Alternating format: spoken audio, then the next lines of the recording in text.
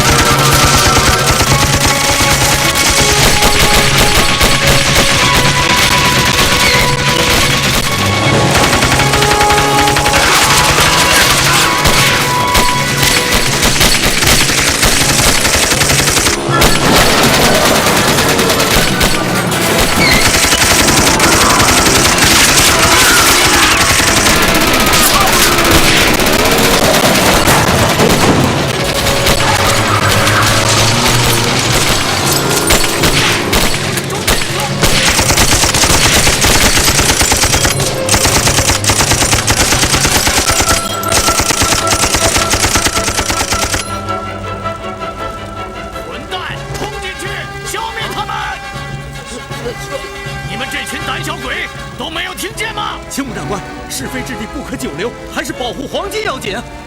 中国人都是胆小鬼！立刻上车，离开这里！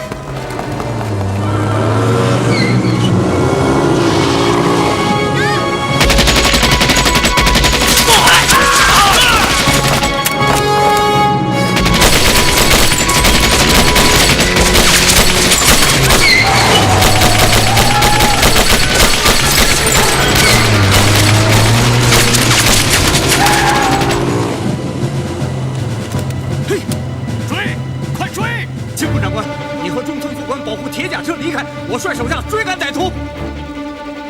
机枪留在这里。好，快！立刻上车，保护铁甲车返回江海关。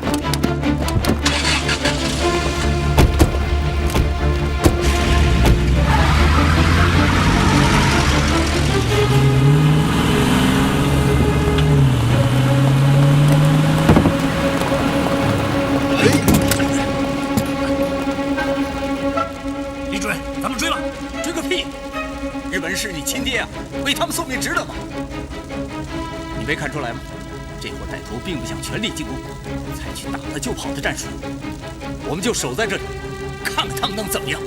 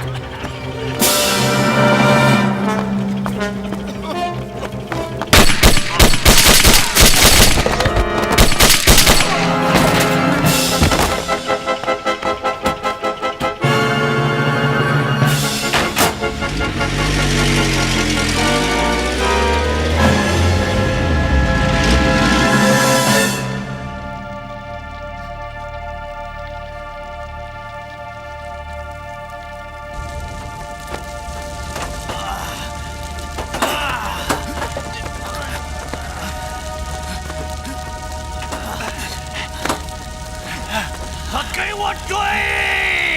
追！长官，打电话请求援助吧。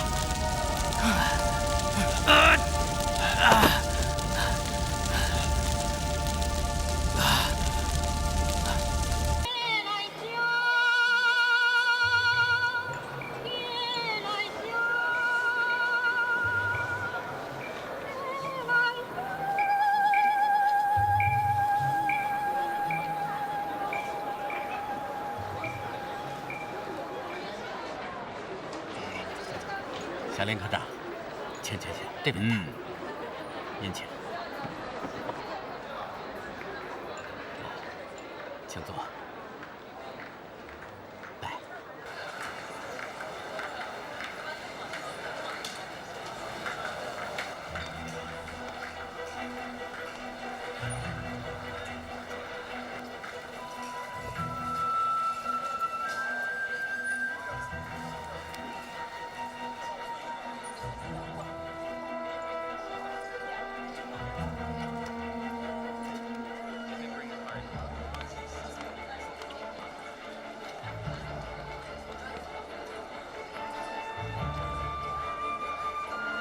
你从重庆前来投奔维新政府，用你们中国人的话说，叫做弃暗投明。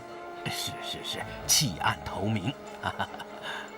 我已向我的上级，陆军情报部部长原田阁下力荐了你，他一定会给你安排一个重要的位置。哦，多谢小林科长栽培。来，请。来。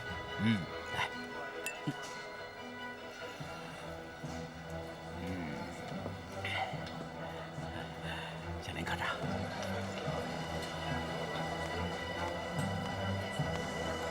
团长，小林科长点了我的牌，他是这儿的常客。我们是老熟人。是。夏林科长，请你相信，客栈后有个舞女在门外说你点了她的牌。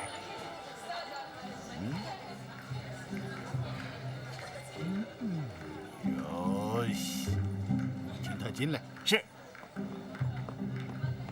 进去吧。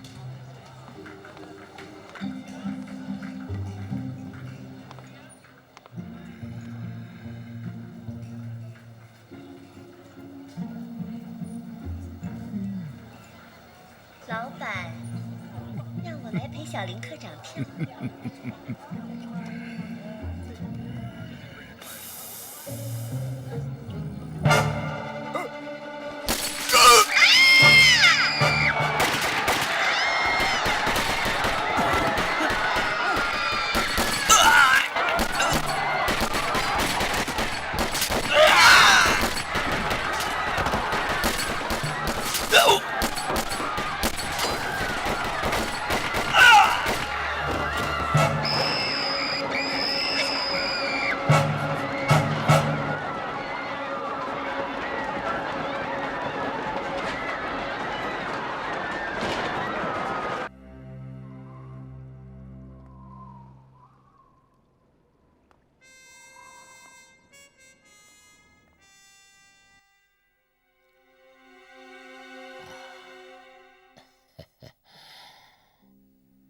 村上君，听说这次来华的天皇特使是陆军上将金井武夫阁下。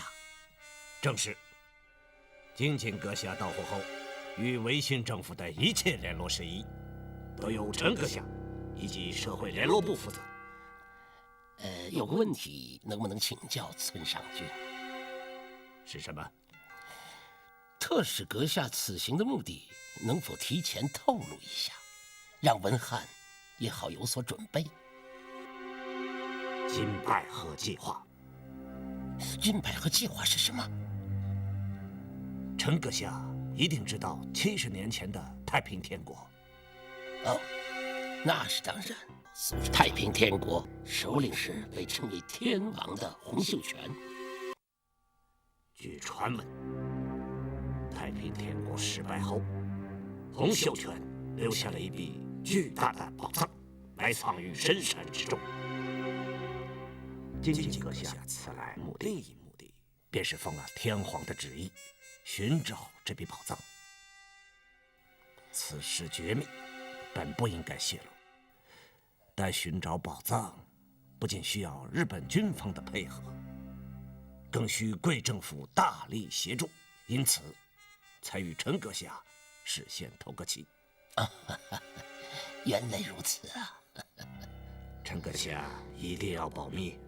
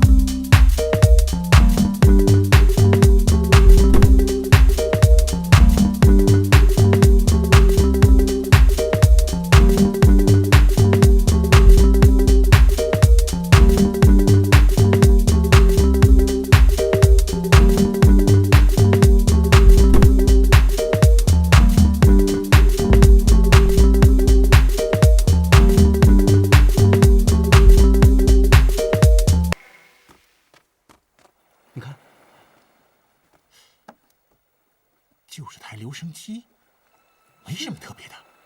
这是怎么回事？是，走，回头让头看看。走，好。哎，头，怎么回事？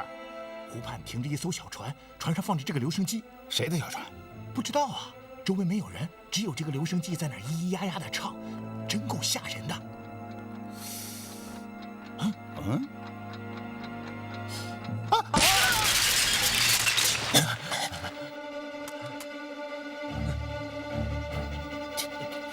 怎么回事？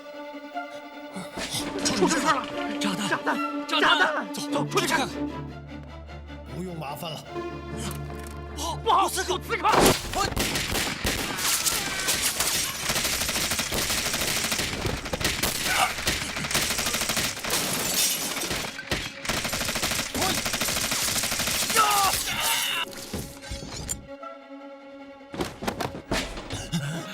陈部长，有人袭击公馆，我们保护您和夫人，马上撤离。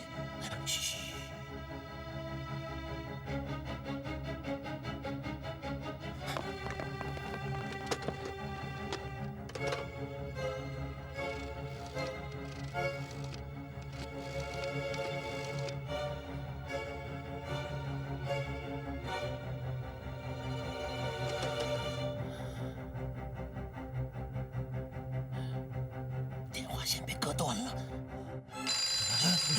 你不是说电话线被割断了吗？是那一线，是那一线。喂，我来了。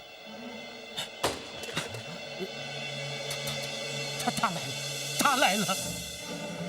你们两个守住楼梯口，只要看到他，立刻开枪。是。你们两个保护夫人的房间。是。我想，他一定不敢从楼梯上来，最有可能的攻击点就是，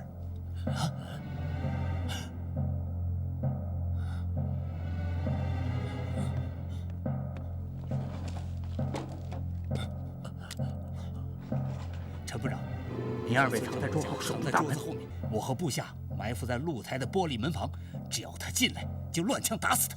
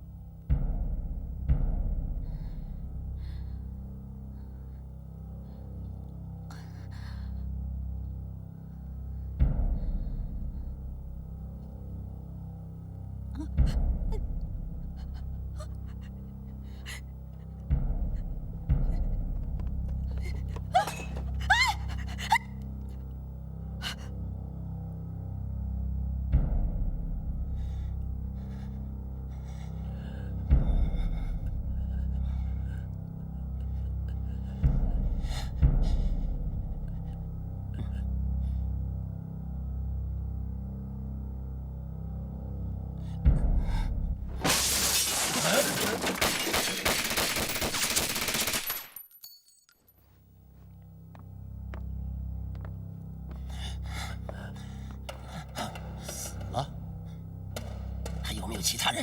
听动静好像是没有了。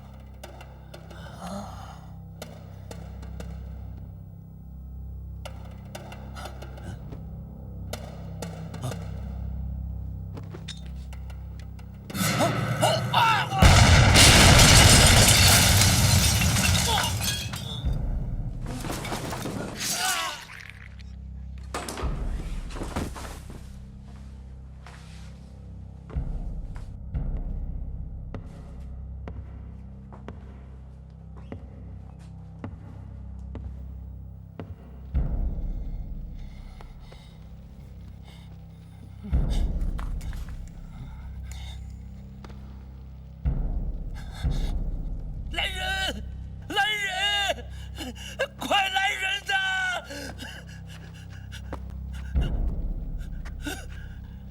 玉姐，玉姐，玉姐！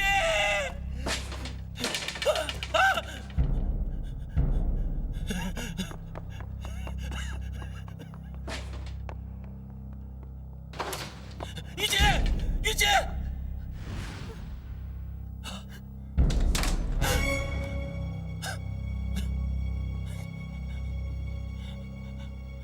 你陈文翰，原国民党政府民政厅副厅长，现任伪政府社会部部长。是的，你是军统，算是吧。蓝衣社下属猎鹰暗杀队。你就是猎鹰暗杀队？是的。你要杀我？你不该死吗？就因为我投靠了日本人。凭这一点就足够了。其实事情不是你想象的那样。那事情是怎么样的呢？目前日本国武力强盛，凭我们中国这些羸弱之兵是无法与之对抗的。国民党已经没有出路了，你看到了吗？蒋介石躲到大西南，龟缩不出。你以为他是真心抗日啊？你可能不知道，他派遣了很多亲信，千方百计与日本人讲和。现在戴笠就在香港与那个南本石龙会面，探讨中日合作问题。只是这些你们并不知道而已。他们用狭隘的民族主义来迷惑你们，只不过是要利用你们为自己消灭异己而已呀。其实啊，日本人是想把中国治理好的，是想要东亚各国共同繁荣昌盛，这与我们的目的并不矛盾呐。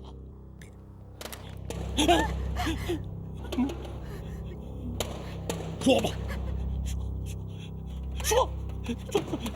说什么？你和那个日本人在商量什么？我们在说些闲话。别开枪！我说，村上对我说，天皇特使进京五夫即将抵沪，他受天皇之托来中国寻找天国宝藏。哦，天国宝藏？什么天国宝藏？就是太平天国留下的一笔巨大的宝藏。仅仅奉天皇谕旨，组织了一支由浪人、考古学家组成的行动小组，要求驻华日军以及维新政府全力协助，一起尽快找到宝藏。是这样，兄弟，我该说的，我求求你，放我一马吧！刚刚你说日本人想把中国治理好，是像屠杀南京老百姓那样治理中国吗？啊！几十万人都是你的同胞，你却能说出这样的话？任何人都发疯。世界上哪有一场战争不死人的？南京事件不说是日军失去了理性，那不过是偶然事情。苏会战后，日本海军战队进入上海，就非常严密了。我见过最不要脸的人。最初，我以为日本鬼子侵略我的国家，杀害我们的同胞是最可恨的。然而现在我终于明白了，像你这样无耻汉奸，甚至比侵略者还要可恨。正是你们这些无耻之徒的存在，日本人才能在中国站稳脚跟。正是你们这些王八蛋们帮忙，中国人的钱才会源源不断地流进日本鬼子的钱包。刚刚你竟然说，南京遇难的几十万同胞是死于偶然事件，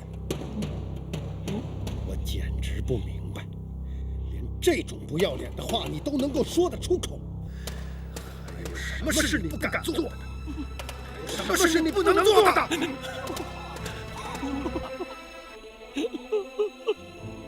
来我有一个习惯，不会当着家属的面杀害他们的亲人，但是对于你，我改变了主意。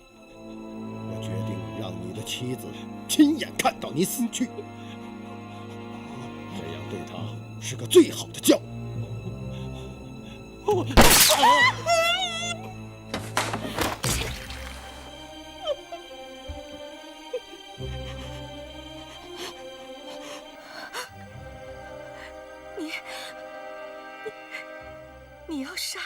说吧。我只杀汉奸。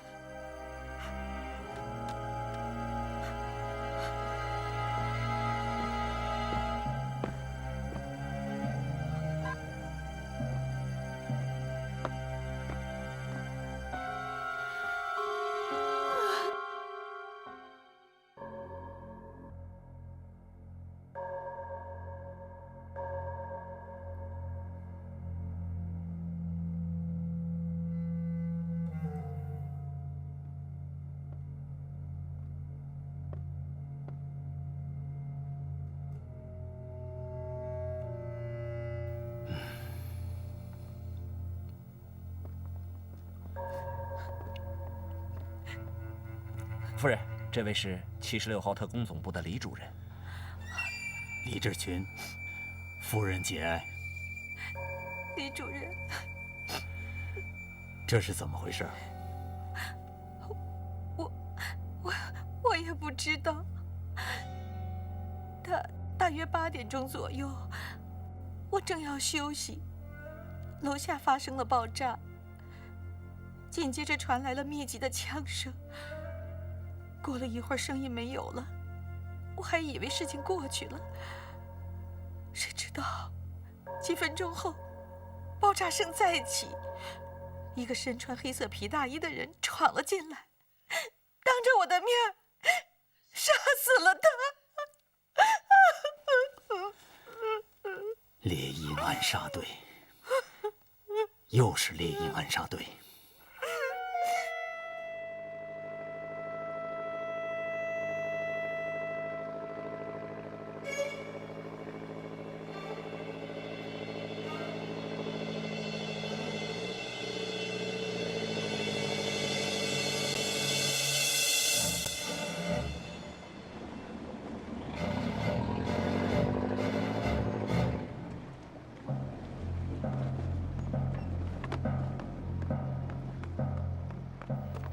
胡科长，李主任呢？在公馆。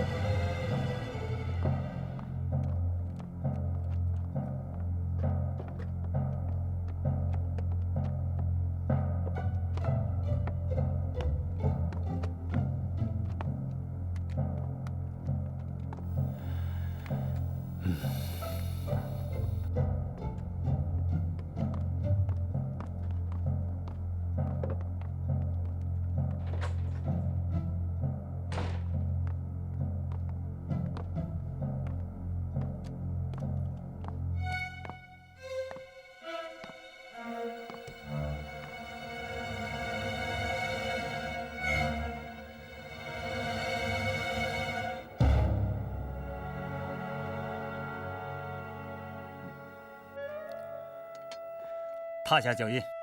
是。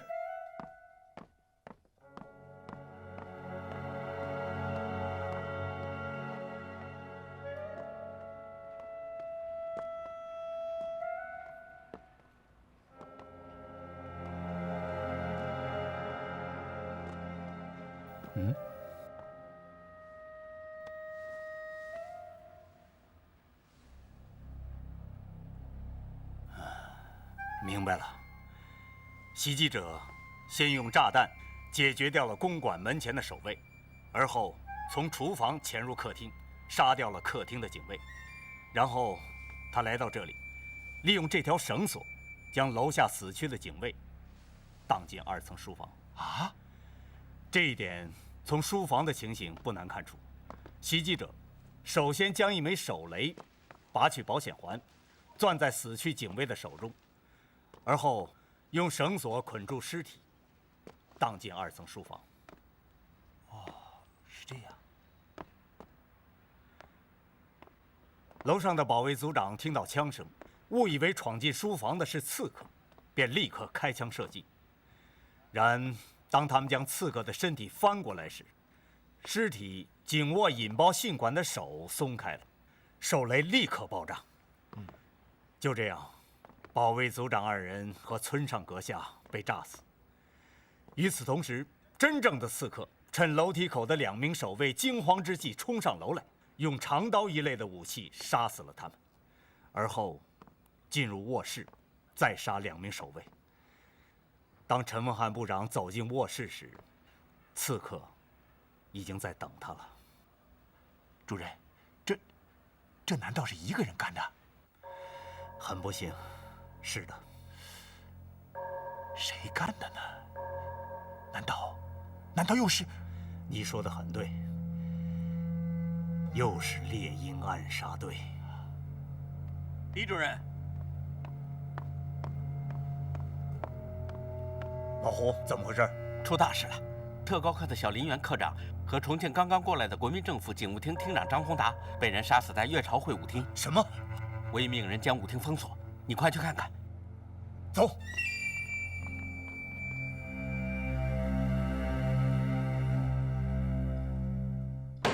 混账！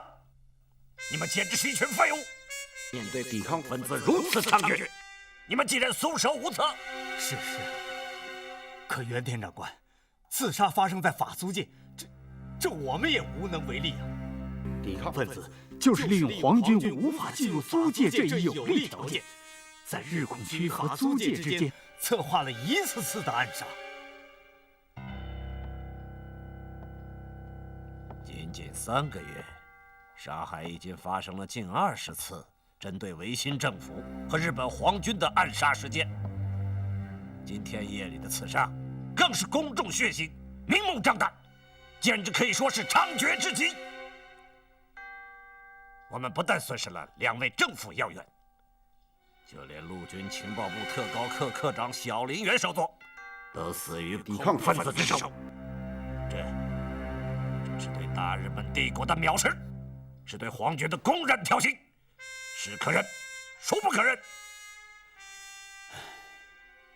我曾多次告诫住在租界以及喜欢到租界的舞厅、餐厅活动的友邦人士和政府要员，请他们搬回日控区居住，并在我们荔枝所带的地区活动。然遗憾的是，他们不愿意听从我的劝告，认为我是在危言耸听。正是因为这个原因，悲剧才一次次发生。李阁下，你作为76号特工总部的负责人，必须负起责任。我限你3天内破案，将凶手绳之以法。对不起，袁田长官，我没有这个能耐，不可能在3天之内破案。哦，是吗？这算是你公然违抗陆军情报部梅机关的命令吗？哼！我想提醒李阁下，梅机关可以支持你，当然，他也可以毁掉你。在维新政府当中，觊觎76号特工总部主任这一职位的，应该是大有人在吧？袁田长官，我能说2句吗？当然。在此之前，我曾向长官汇报过，目前活跃在上海的抵抗分子，主要以国民党军统控制的蓝衣社为主，其中蓝衣社下属一个名叫猎鹰暗杀队的秘密行动小组最令人头疼。这个组织行踪十分诡秘，已经成功执行了10几名友邦人士和维新政府要员，并策划了数次针对皇军的爆炸案。最近的一次就是在几天前，将驻扎在江湾区的皇军海军陆战队军备仓库炸毁。哦，炸毁海军陆战队军备仓库的就是这些人？是的，可以毫不夸张地说，最近发生在上海的暗杀行动，80%是由猎鹰暗杀队策划执行的。今天夜间闯入公馆刺杀陈文翰部长，以及在舞厅刺杀小林科长的也是他们。哦，你怎么能确定？他们这些人出击时有着非常显著的标志，那就是他们驾驶着一种奇形怪状的4轮摩托和装有重型火器的敞篷汽车。猎鹰暗杀队的首领是一个穿黑色皮大衣、戴面罩、身背武士刀的男人。今天夜里，在湖滨公馆，陈文翰的妻子就亲眼目睹了这个人。目前只知道这个组织由7、8个人组成，他们武艺高强，来无影去无踪，凡出手必定惊世骇俗，可以说得上是军统特务集团精英中的精英。我们是用尽了办法，但收效甚微，因此，对于长官的要求，智群无法达到。但我向长官保证，一定竭尽全力，尽快破案。李主任，明天天皇特使金井武夫阁下即将抵沪，他带来了一份绝密计划。届时，维新政府、新亚院以及日本陆军、海军驻沪司令部将在新亚院华中联络部举行隆重的欢迎宴会。你务必做好安全保卫工作，绝不能再出差池。请长官放心。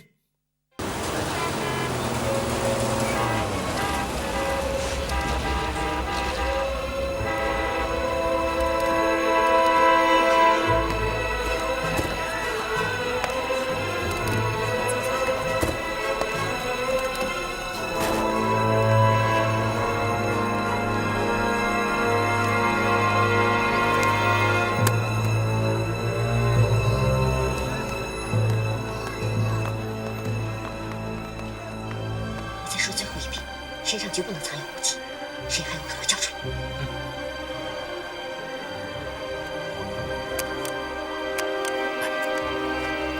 还有没有？按计划行事。好。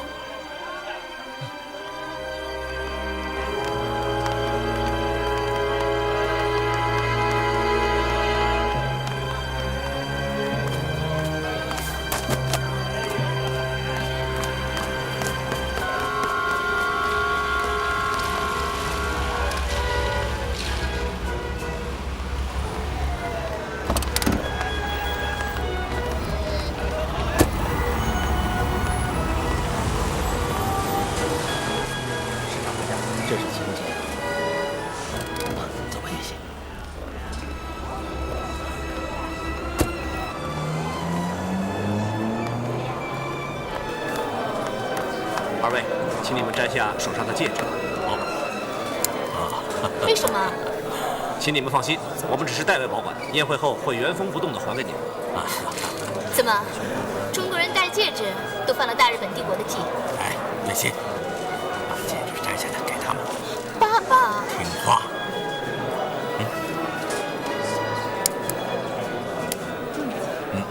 请。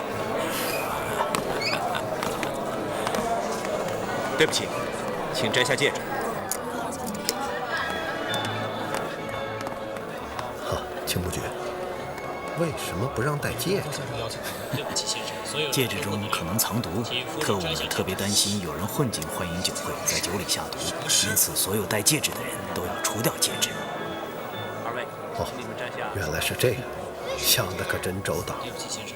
我们海军早就总结过，陆军的特务是整天紧张，遇事慌乱。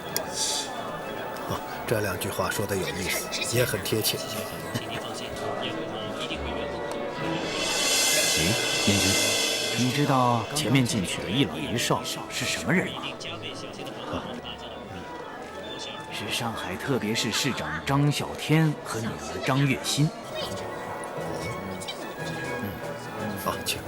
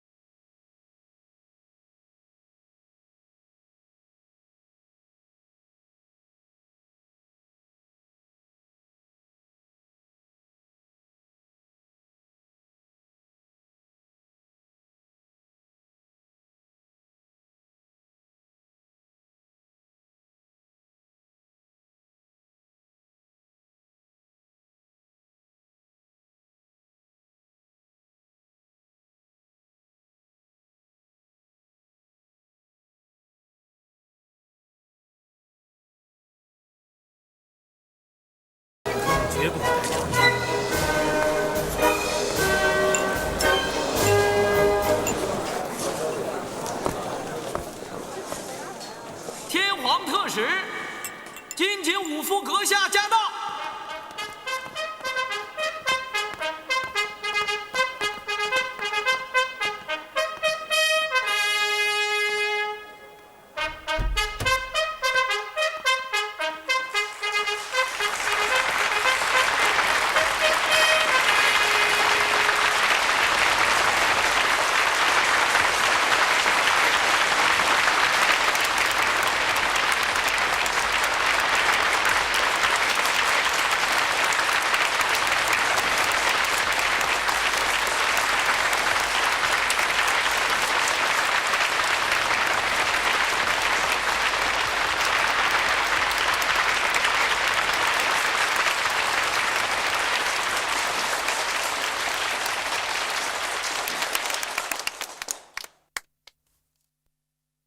诸位，鄙人奉天皇陛下旨意，向浴血奋战的大日本帝国的陆军、海军及各兵种的勇士们，以及愿与帝国亲善的维新政府主席梁鸿志先生、上海特别市市长张啸天先生，以及所有政府的官员，表示崇高的敬意。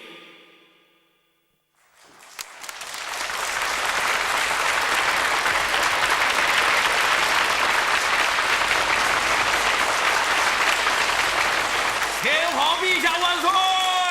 天皇陛下万岁！大日本帝国万岁！大日本帝国万岁！诸位，鄙人此来，一来奉天皇陛下旨意劳军，二来鉴于华中地区的新情况，我方决定大力扶持维新政府新建的华兴银行，并印制新货币华兴券，以逐步的取代现在华中地区流通的国民政府之法币。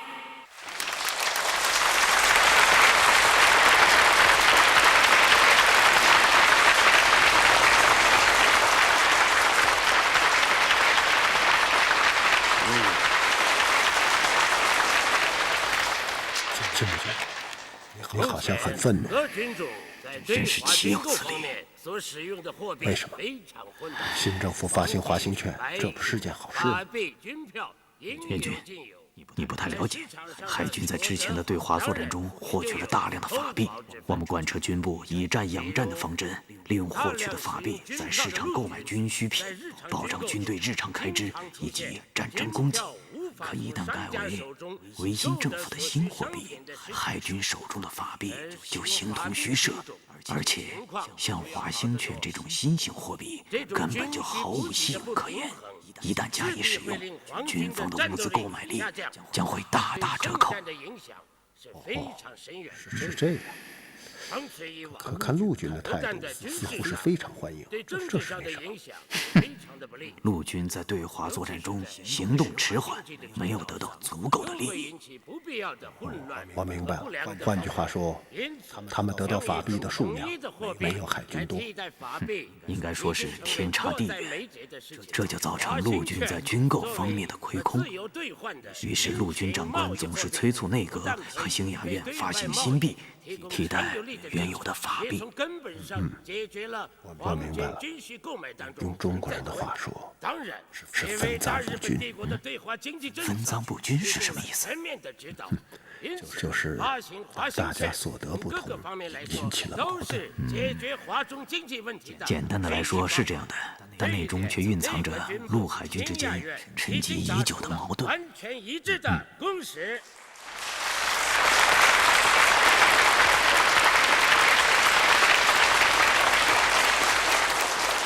诸位，鄙人已经与维新政府行政院院长梁鸿志先生、财政部次长严家赤先生共同签署了这3个纲领性文件，因此这项工作马上就要展开，希望各军兵种相互协作，达到彻底的统一。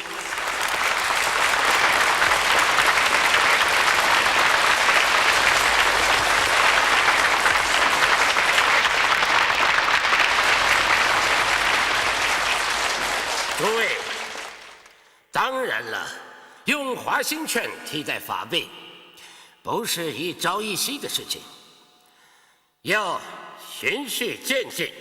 这一过程可能要持续2年、3年，甚至更长。在此期间，原来的国民政府之法币仍然可以在市面上流通。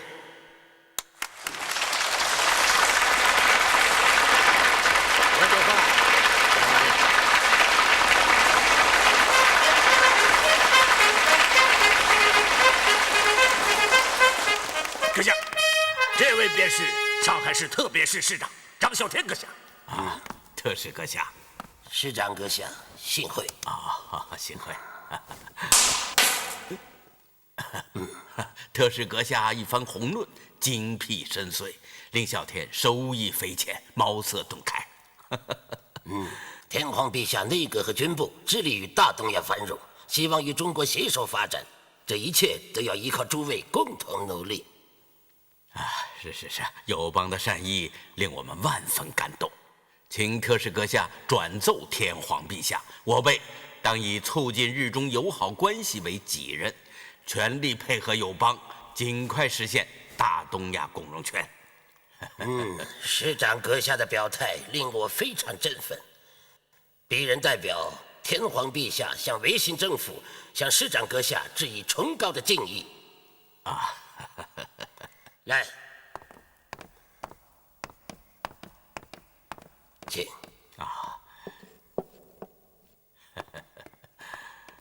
为天皇陛下，为日中友好，为大东亚共荣，干杯！干杯！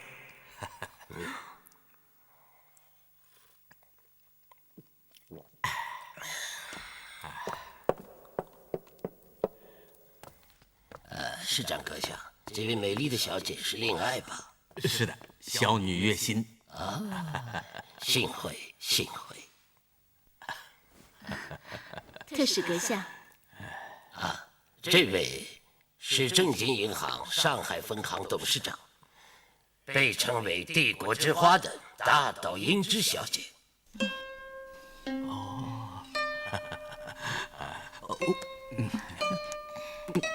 英之小姐，能结识您这样美貌的女士，真是前生修来的福分呐。不，市长阁下，应该说是缘分。中国人有句俗话，叫做10年修得同船渡，100年修得共枕眠。不知咱们俩的缘分是10年呢，还是100哎年？呀，真想不到英之小姐的中文说得这么好啊！英之小姐的父母曾是日本国驻中国公使，英之小姐很小就在中国长大，是个中国通。原来如此，怪不得。市长阁下可要小心，不要用中文讲她的坏话，她可是听得懂的啊。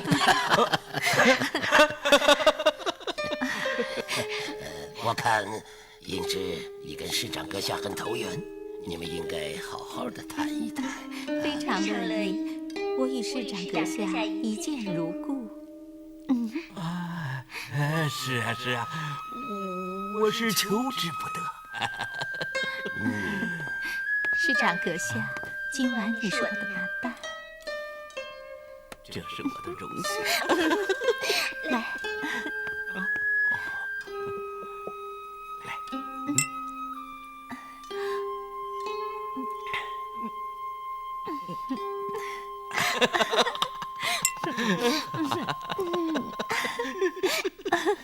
英之小姐，希望我们今后能够成为朋友。我很乐意。好。今天将军，欢迎特使阁下。老师，秦牧同学。不，特使阁下。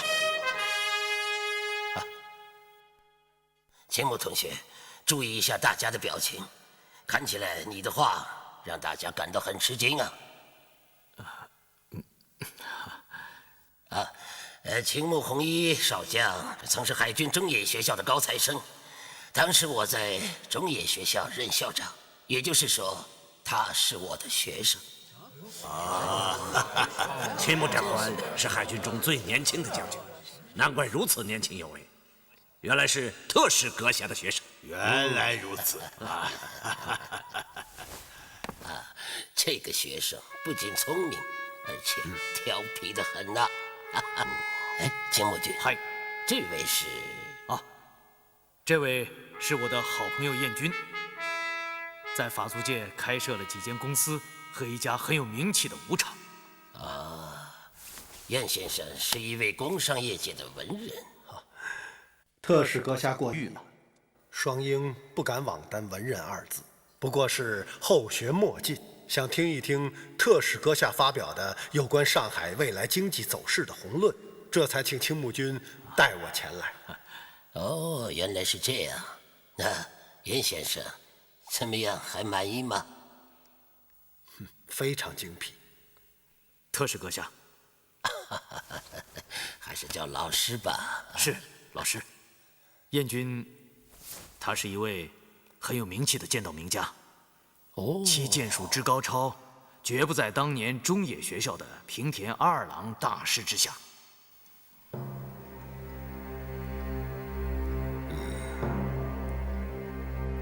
平田大师剑术无双，名冠日本。燕先生这样一位年轻人，怎么可比呢？请老师一定要相信我，燕军的剑术绝不在平田阿二郎大师之下。青木君，你过誉了。平田阿二郎大师是近代剑术之祖，声名远播，我怎敢与他相比？燕军，你不要太谦虚了。你知道吗？特使阁下也是一位狂热的剑道爱好者。青木君说的不错，不仅如此，就在我的身边还有一位剑道高手啊。这位石少佐是来接替已故的小林原少佐出任陆军情报部特高科科长的，他精通剑道。不仅如此，他也是平田安二郎大师的亲生儿子。这位师君是平田大师的儿子。是的，青木长官，家父便是平田安二郎。真了不起啊！燕军，这位就是平田大师的儿子。我听到了。刚刚青木长官说到，燕军的剑术不在家父之下。可据我所知，现在谈到剑道，还没有人能与家父相提并论。当然，论名气，没有人能够比得上平田大师。有意思，论名气。燕军的言下之意，家父只是名气最大，而剑道的技术却不是最好的。世君太敏感了。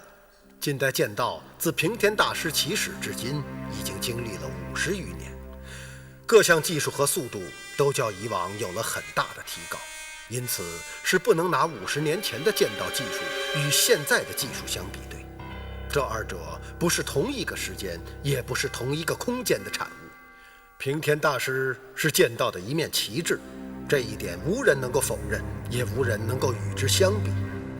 然而，如果硬要拿50年前平田大师的剑道技术与现代剑术名家对比，实事求是地说，平田大师的技术不能算是最一流的。有道理。既然燕军说家父的技术不是最一流的，那么你肯定是最一流的了。这两者之间似乎没有什么必然的联系吧？燕军既然能够说出这样的话，就说明你自认为剑术高于家父。刚刚青木长官也说过，你的技术不在家父之下。刚刚我说过，平田大师与我根本就是两个时间和空间上的人，怎么能够放在一起对比呢？在你心里恐怕就是这样对比的。这算是强加于人吗？作为平田安二郎的儿子，我无法忍受你对家父的藐视。作为一代宗师，我很尊重平田大师，但是我更尊重事实。事实是不以个人感情为转移的。既然如此，作为平田安二郎的儿子，我代家父向燕军提出挑战，看看究竟谁更强。燕军不过是谈到了自己对剑道的看法，世君，你这种态度是不是有些太小气，也太过激了？这里是兴亚院华中联络部，是特使阁下的欢迎宴会，你怎么能在这种场合下提出挑战？这简直是太狂妄了！燕军，我们走。金无君，燕军，请等一等。特使阁下，您还有什么吩咐？既然燕军与世君都是剑道名家，我看可以在这里来一场剑道比赛，不但可以相互切磋，也算是为晚会助兴。诸位看怎么样？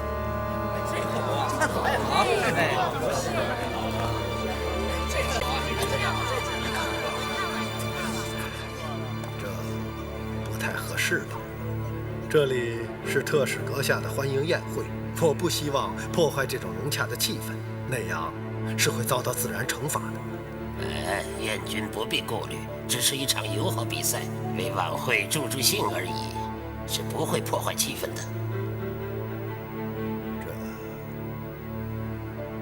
难道燕军不觉得只有这样才能消除刚刚的尴尬气氛吗？既然特使阁下这样说，那好吧。特使阁下，我的剑道服和竹剑都没有带来。好，我立刻命人为你准备。去拿剑道服和竹剑。是。走去看看啊。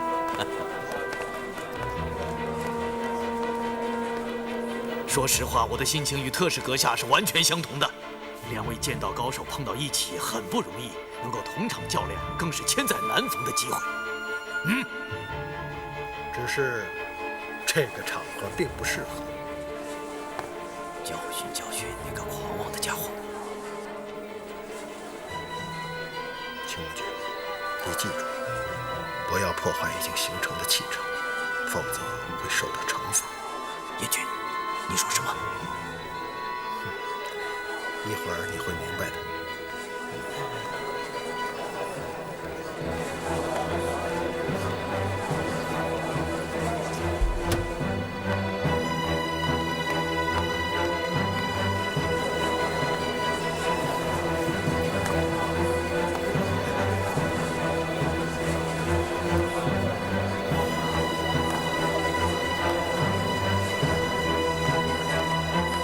燕先生，剑道服取来了。燕军，请。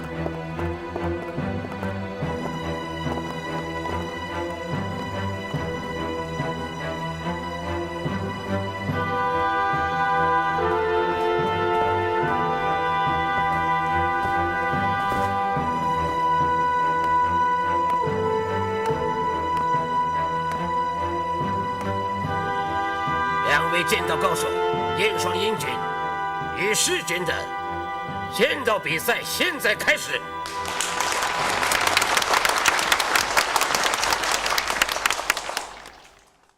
开始。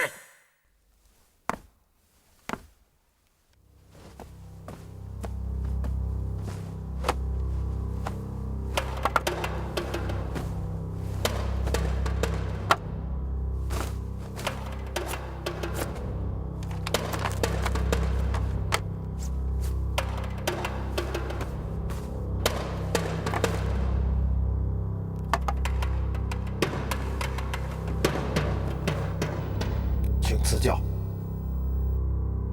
不用啰嗦了，动手吧。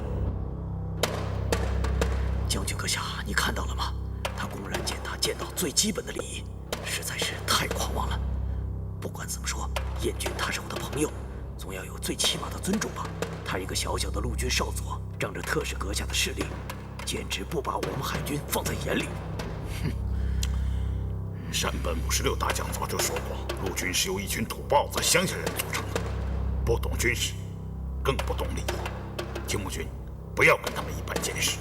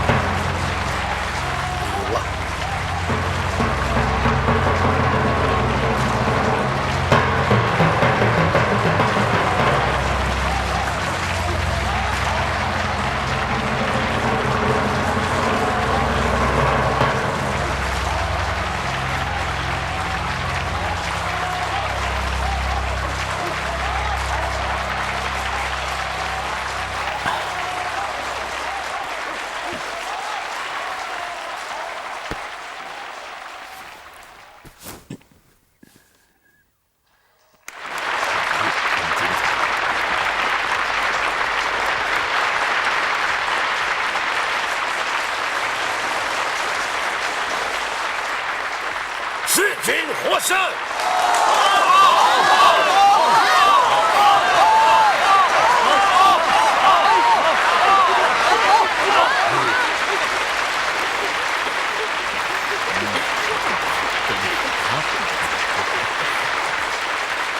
可惜啊，真是太可惜了。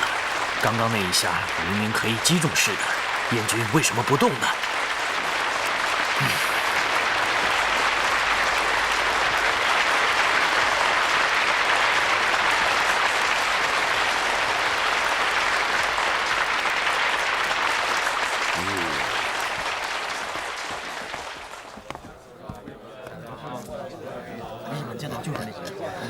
好，非常好。燕军和世军都是剑道高手，当然，最终还是世军技高一筹啊！燕军本来是有机会获胜的。青木君，比赛进行到这个份上，不是恰到好处吗？何必太在乎输赢呢？特使阁下，我不能不说，获胜的并不是我，而是燕军。啊？你说什么？他赢了。虽然你让了我，但是我并不领情，今后还要请教。如果世军有时间，尽可以来找我。一定。究竟是怎么回事？刚刚郭剑士。燕军曾2次闪到我身前，完全可以击中我，但是他却悬剑未发，而且最后一击我并没有击中燕军的身体，只是打中了他的剑身。当时出剑的速度太快，你们在台下没有看清楚。能不能告诉我，你为什么要故意输给我？今天是特使阁下的欢迎会，金井阁下才是主人。我不可能为了一己圣面破坏本来融洽和睦的气氛，令主人扫兴。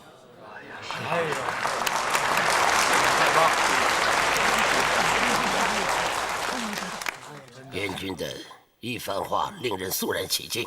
你不仅仅是高手，而是高手中的高手。怎么样，燕军？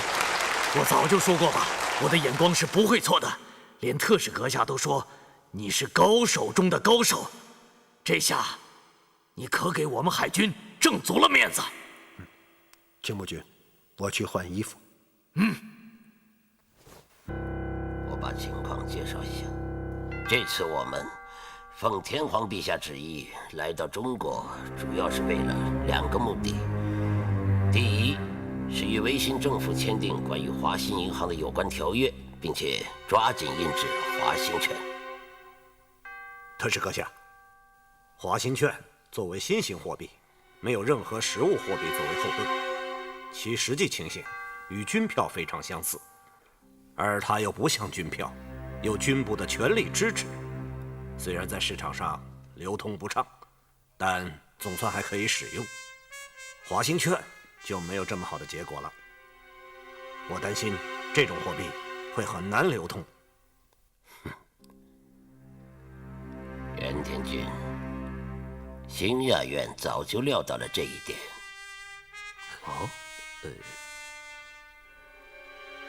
既然如此，为什么还要发行华兴券？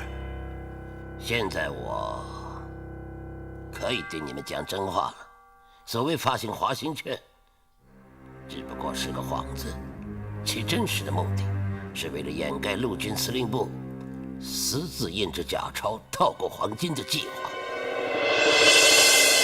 特使阁下，您说陆军司令部印制假钞？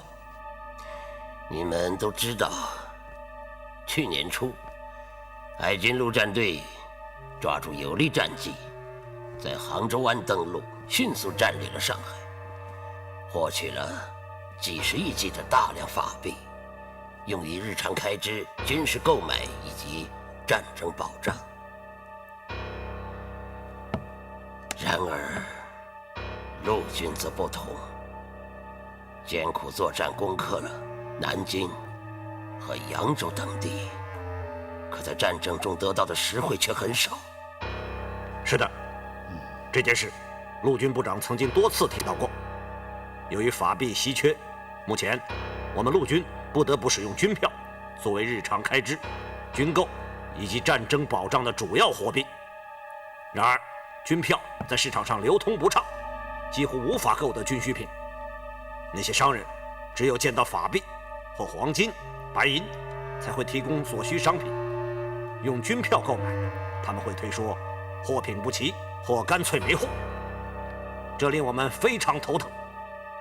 是的，鉴于这种情况，陆军司令部在上海附近设立了几个假钞印刷厂，大量印制国民政府的法币假钞，并通过各种途径用假钞购买大量的黄金白银。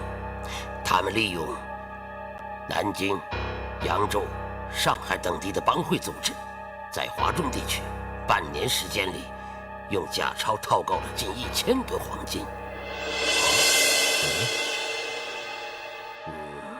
然而，在不久前，这一情报被美国间谍侦知。一旦此事宣扬出去，那么国际影响将会非常恶劣。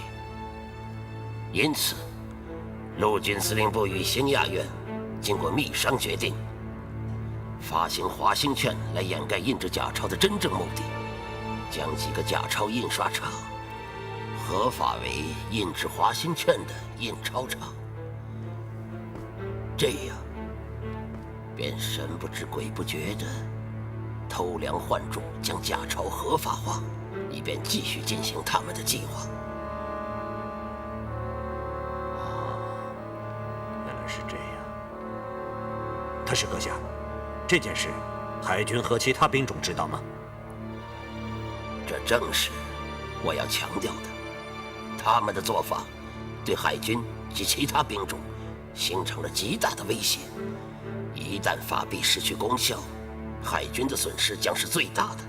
因此，此事属于陆军与兴亚院之间的绝密，绝不能透露出去，否则事情将无法收场。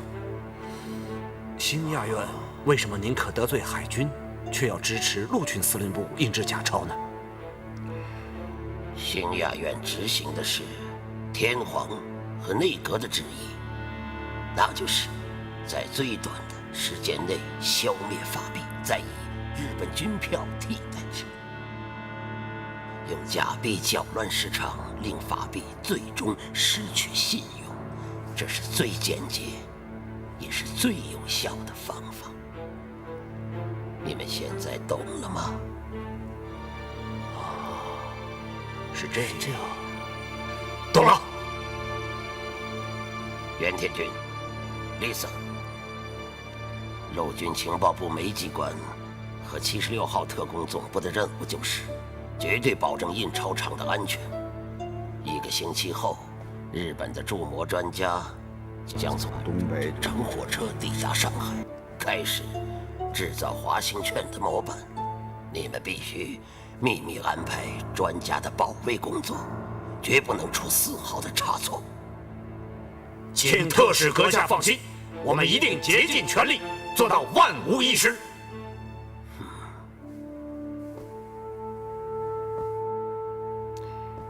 3天以后，将有1吨黄金从江海关运到正金银行上海分行。这批黄金就是用假钞换来的。押运计划定名为黄蜂，为掩人耳目，我以兴亚院的名义调集海军陆战队负责押运。丽萨，你的76号特工人员也要参加押运。是。你们下去后立刻安排这件事。是。特使阁下，刚刚您曾经说过，来沪有2个目的。是的。那第2个目的是什么？金百合计划。金百合计划。金百合计划是什么？那是一宗与太平天国有关的巨大的宝藏。平天国。可是阁下，您是说太平天国吗？是的。可太平天国已经过去了近70年。李桑，请听我继续往下说。是。太平天国末期，天王洪秀全感到大厦将倾，天国将无法保全。为东山再起，他命其子洪万里率500名天王卫士，携带大批金银珠宝，混在忠王李秀成的东征大军中，离开了天津。李秀成率领部下攻击上海得手，与当地的洋人达成协议后，从上海撤军。当东征大军行至苏皖交界的龙虎山，一个漆黑的夜晚，洪万里率领500卫士，携带着宝藏，半途离开大军，悄然潜入了龙虎山中。几天以后，小镇青龙集迎来一批不速之客。这些人在小镇周围建起了一座巨大的庄园，定居下来。他们便是洪万里以及手下的卫士。据说洪万里率卫士们花费了3个月的时间，在龙虎山中开凿地穴，将宝藏藏匿起来，而后便与卫士住在周围，护卫宝藏。据我们内线得到的可靠消息，这笔宝藏数量之大，足以支持我大日本皇军20年圣战的军费开支。20年的军费开支。这消息可靠吗？时间一年年过去，天王卫队的卫士们在龙虎山中开枝散叶，很多人娶了当地人为妻，生下了子女。南丁仍然编入天王卫队，延续守保的任务。洪万里死后，其子洪迎春承袭了永王之位，继续守护这笔宝藏。10几年前，这笔宝藏终于惊现世上。哦，这笔宝藏曾经出现过。是的，当时一位名叫于秀清的年轻人来到孙殿英军中，将秘密告知了他。这位年轻人便是天王卫队的队长。孙殿英得信后，即刻率部下突袭了青龙集，与洪迎春的天王卫队展开激战，最终消灭了这支地下护宝队。然而，孙殿英和于秀清也因为没有找到藏宝图无功而返。孙殿英被刺身亡，据说也与此事有关。那么，又是什么人把这些事情告诉特使阁下的呢？当时，孙殿英军中有一位日本高级军事顾问，他的名字叫冈原信吉。回国后，曾任天皇的经济顾问。他在临终前将此事奏禀天皇陛下，天皇陛下非常的重视，这才授予我制定了金百合计划，并斥止在华的各军兵种及特务机构紧密配合，以期尽快找到天国宝藏。此事惊动天皇陛下，应该是绝对可靠。这是当然。世军便是为这项绝密计划而来。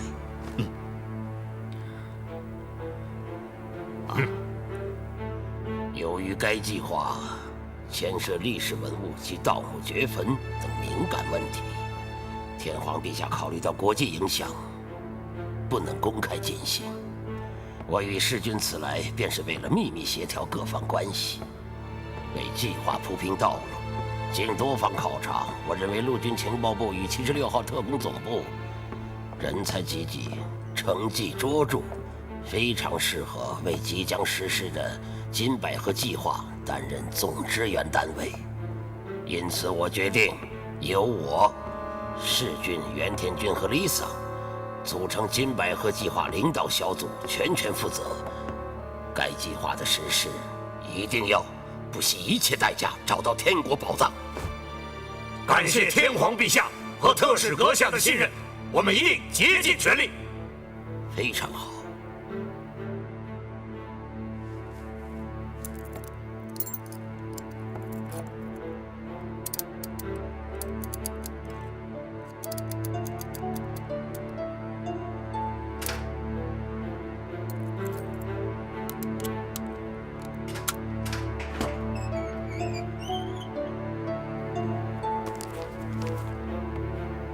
这是金百合计划的详细情况，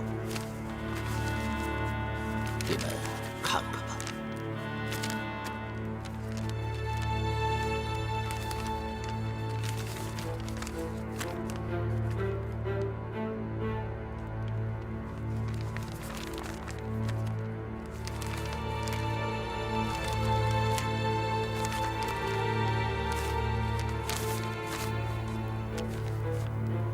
此事绝密，绝不可泄露出去。请特使阁下放心。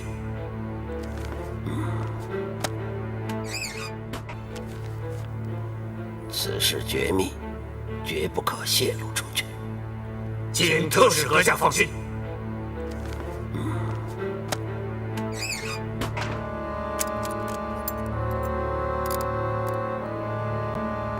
好，我们下去吧。是。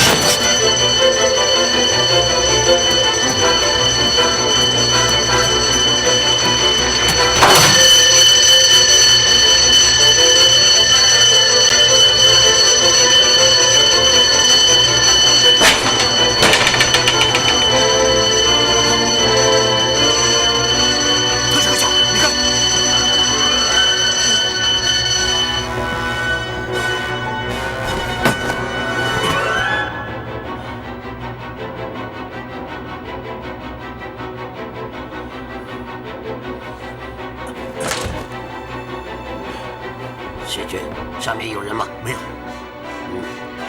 肯定是通风口的铁篦子脱落下来，砸在保险柜上，这才触发了警铃。叫人把通风口修好。是。好了，我们走吧。特使阁下。怎么？事情恐怕没有这么简单。什么意思？这个铁篦子是内向卡口，除非通风口的外圈全部脱落，否则它是不可能从上面掉下来的。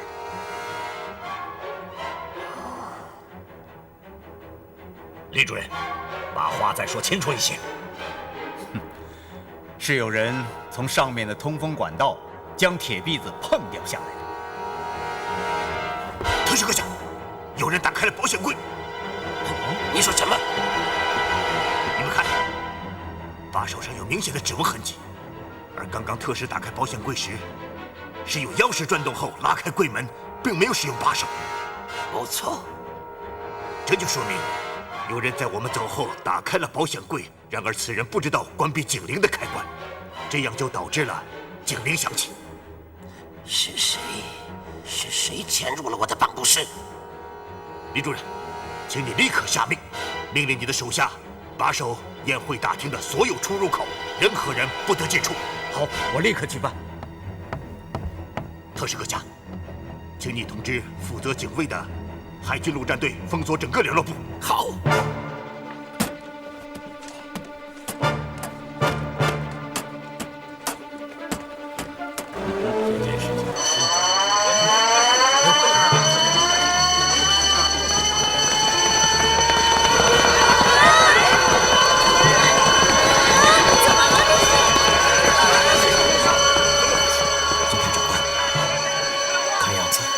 出什么事了？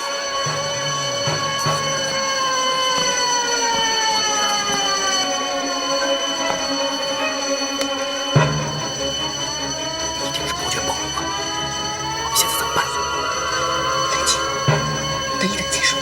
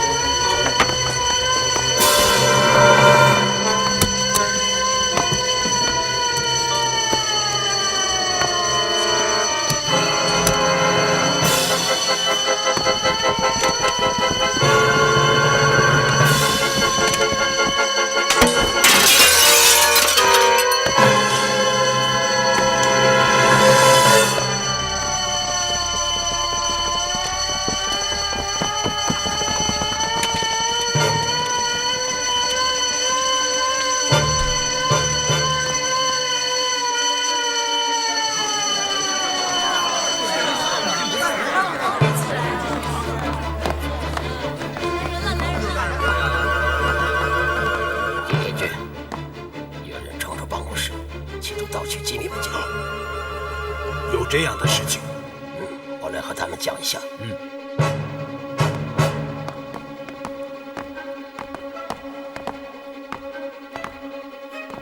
诸位，在5分钟前，有人闯入位于2层的办公室内，企图盗取机密文件。这样实在是太大了。此人现已被我们困在楼内，我们怀疑这个人就混在今夜的来宾中，因此，现在由李主任率领手下按照今晚与会者的名单核对人名，以便尽快找出这个人，请大家多多的配合。李主任，要找出来，要来找。开始吧。是。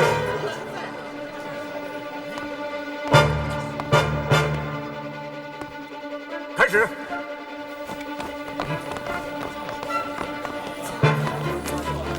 这位先生，您的名字是？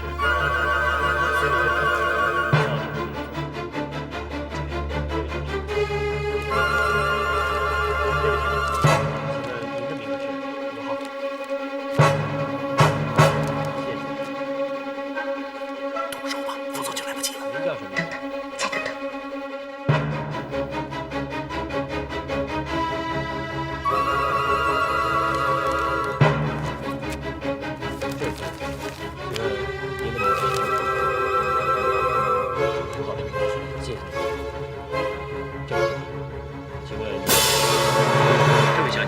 请问您的名字是？我姓曲，叫取你命。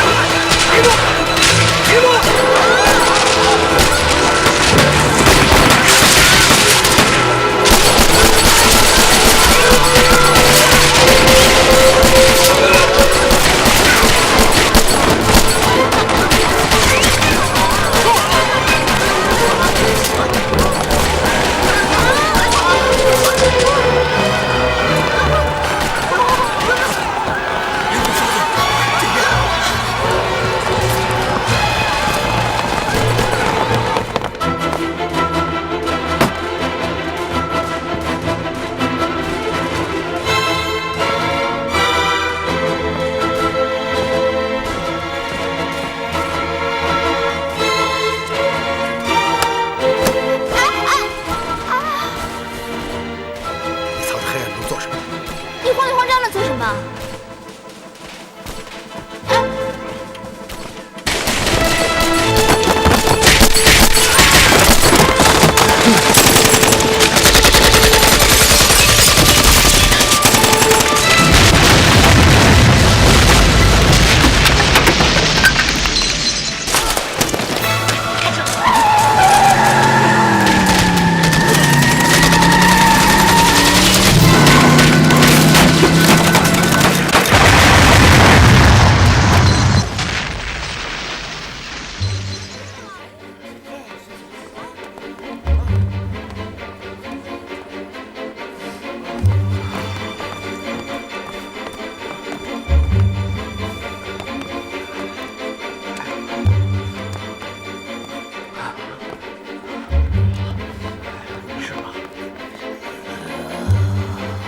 金田长官，金田长官，长官，刚刚有几名歹徒炸毁了停车场，乘车冲出联络部，马上追赶，一定要抓住他们。是。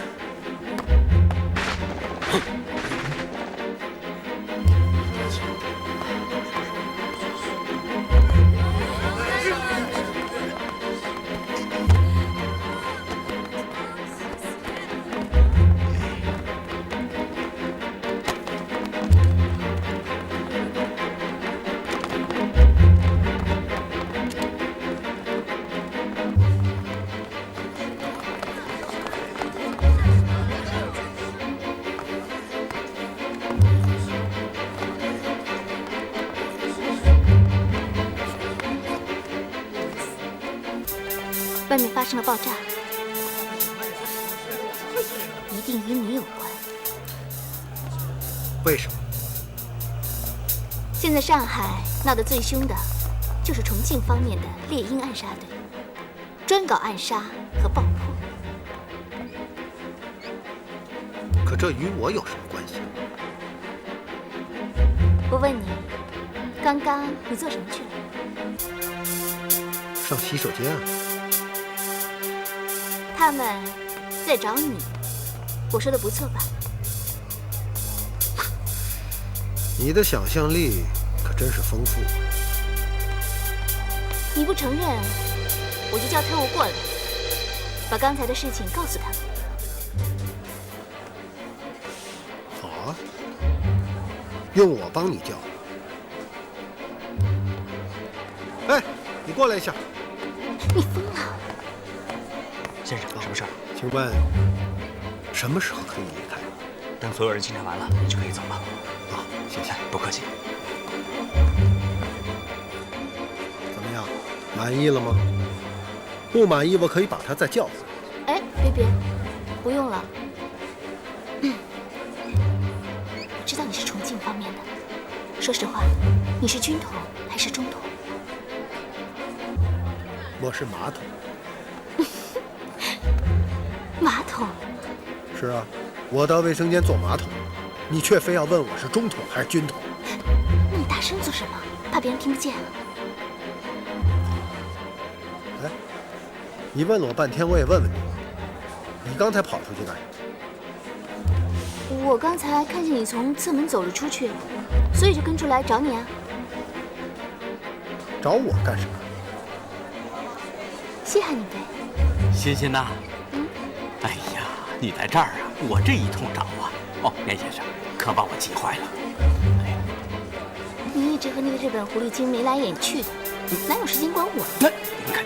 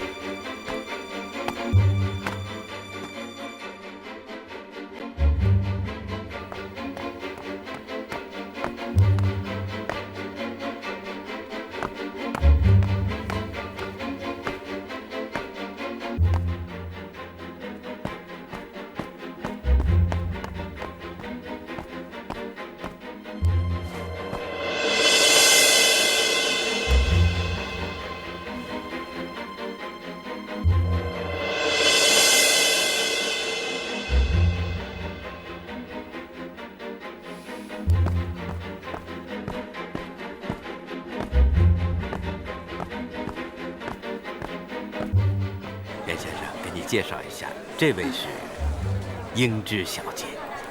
好，幸会。燕君，原来你在这里，我到处找你。秦木君，我与张小姐闲聊了几句，让你担心了。是先生，特使阁下。是先生。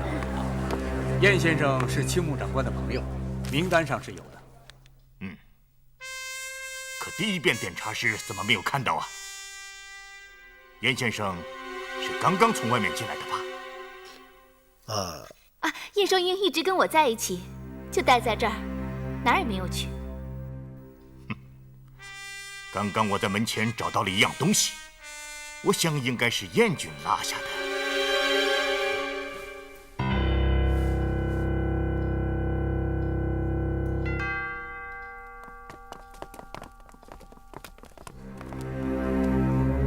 对不起，这东西不是我的，我从来不戴戒指。是吗？可我看指环的大小与燕君的手指很接近，是不是？请燕君试戴一下。燕君是我的朋友，他说这个戒指不是他的，你没听见吗？一个黄口庶子在这里颐指气使，仗的是谁的势？时君，不得无礼，还不向燕先生道歉？请大家看清楚，这枚戒指不是普通的戒指，是专门用来切割玻璃的。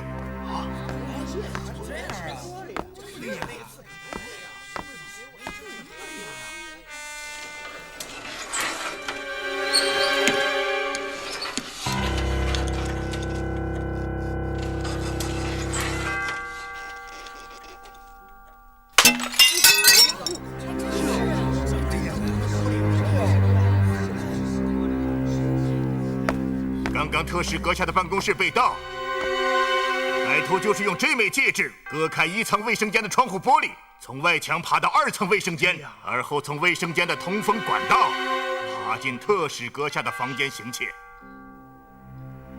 青木长官，事关重大，请你谅解。我想你也不愿意看到歹徒从我们眼前溜走吧？抓捕歹徒的不仅仅是你们陆军的宪兵队和特务，我们海军陆战队也责无旁贷，这一点毋庸置疑。你凭什么怀疑我的朋友是歹徒？很简单，除了我与燕君，没有人有这样的身手。难道仅凭你的凭空臆断就能够确定燕君是行凶的歹徒？这也太不负责任了。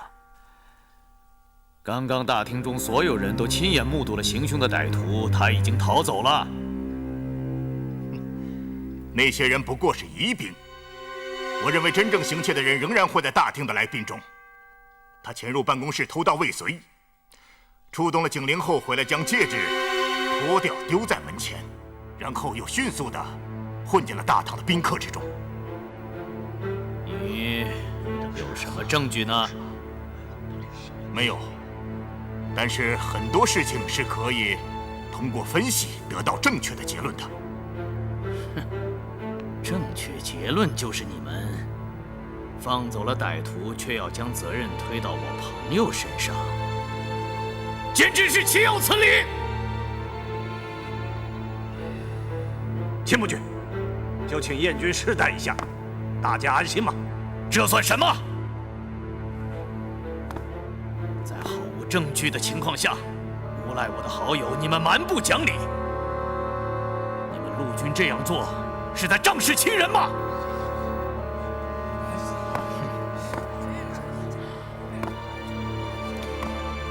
你当众令海军蒙羞，我们只能以退场表示抗议。我们以退场表示抗议！我们以退场表示抗议！世君，你也太多心了。秦牧长官的好友，怎么可能是行窃的歹徒？好了，不要再说下去了。秦木君，如果我不试戴一下，恐怕释先生是睡不着觉了。啊，燕军，我认为这样做是对你的侮辱，我绝不能眼看着他们如此对待我的朋友。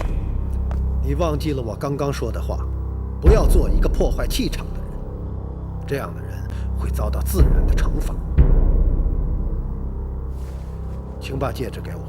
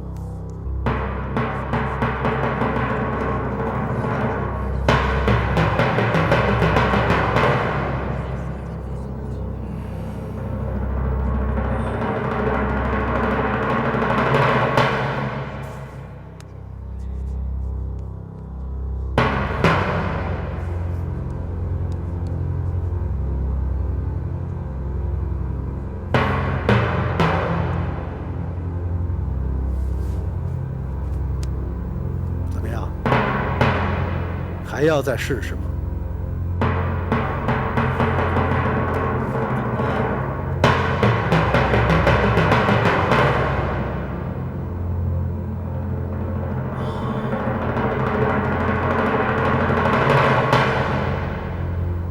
特使阁下，金田长官，事情你们从头到尾都看到了。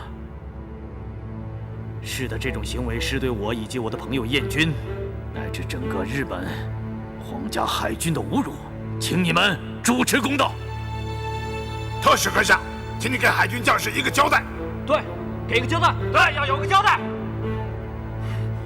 你这个混蛋，竟敢对青木长官如此的不敬，你必须当众谢罪。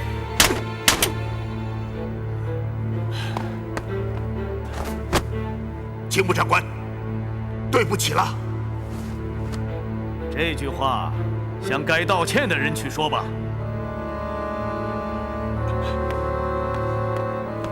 燕军，对不起了。